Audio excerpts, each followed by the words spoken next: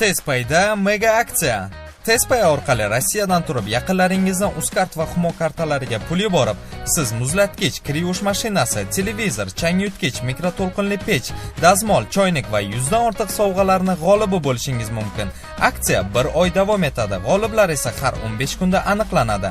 Tezpay orqali yaqinlaringizdan Uzcard va Humo kartalariga, kommunal to'lovlariga, mobil aloqa operatorlari va internet provayderlariga eng zo'r kursda va bir zumda pul yuborishingiz mumkin. Tezpay ilovasini Play Market va App Store'dan yuklab oling va yaqinlaringizni quvontiring. Vyacheslav Volodin O'zbekistonni AQSh bilan hamkorlik qilishning oqibatlaridan ogohlantirdi.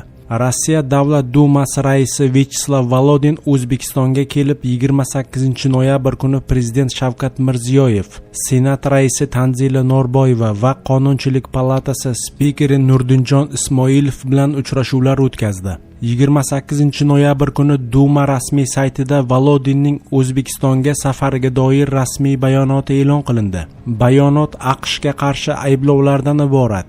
Vyacheslav Volodinning fikricha, O'zbekiston AQSh bilan hamkorlikning ehtimoliy oqibatlariga baho berishda Yevropaning Amerika bilan hamkorligi natijalaridan saboq chiqarishi kerak. Bu yerdagi odamlar donishmand, aqlli, bu xabarlar nimaga olib kelishini tushunishadi, degan u AQSh vakillarining Markaziy Osiyoga tez-tez kelib turishiga izoh berar ekan. Duma raisining da'vosicha, aynan AQSh bilan qalin munosabatlar Yevropani iqtisodiy muammolarga yetaklagan. Uning fikricha, Amerika Yevropani Rossiyaga qarshi sanksiyalar urushiga sudrab kirib, Yevropa va Rossiya hamkorligidagi loyihalarni barbod qilgan.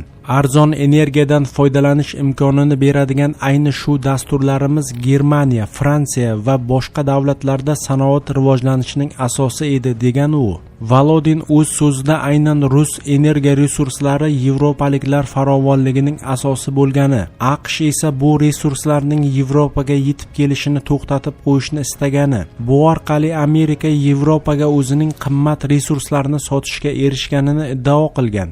Rossiyalik mulozim O'zbekistonga safari davomida juda keng miqyosdagi masalalar, xususan umumiy tarix, an'anaviy qadriyatlar, madaniyat masalalarini ham muhokama qilganini aytadi.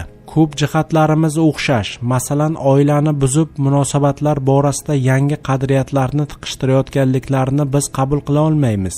Amerikaliklar qo'y terisini yopinib kelishadi, lekin bo'rining irjayishi ko'rinib turadi. Shuning uchun kim kelgani hammaga tushunarli bo'ladi, degan Vyacheslav Volodin.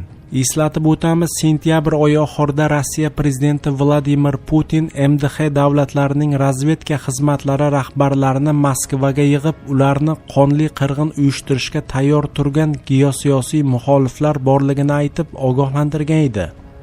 Tajimuratovni yelkasida ko'tarib borgan shaxs sudda uni firibgar deb atadi. Buxoro viloyati sudida Nukus voqealarida ayblanayotganlar sudi davom etmoqda. Sudning 2-kunida so'z olgan ayblanuvchi Azamat Turdanov Davlatmurod Tajimuratovni jinoyatchi va firibgar deb atadi. Turdanovning sudda aytishicha, 2022-yilning 1-iyul kuni Davlatmurod Tajimuratov Azamat Turdanovga telefon orqali SMS xabarnoma yozib, u haqida internetda video tarqatishini, xafa bo'lmasligi kerakligini bildirgan. Bunga javoban Azamat Turdanov shoshmay tur, hozir turgan joyingga boraman degan. Davlatmurod Tajimuratov Azamat Turdanovning bu gaplaridan so'ng unga yuzlanib savollar berdi va tergov davomida bergan ko'rsatmasida Tajimuratov Qoraqalpog'iston rahbari bo'lsa unga lavozim va'da qilganini aytganini, ularning o'rtasida shunday muloqot qachon bo'lganini so'radi.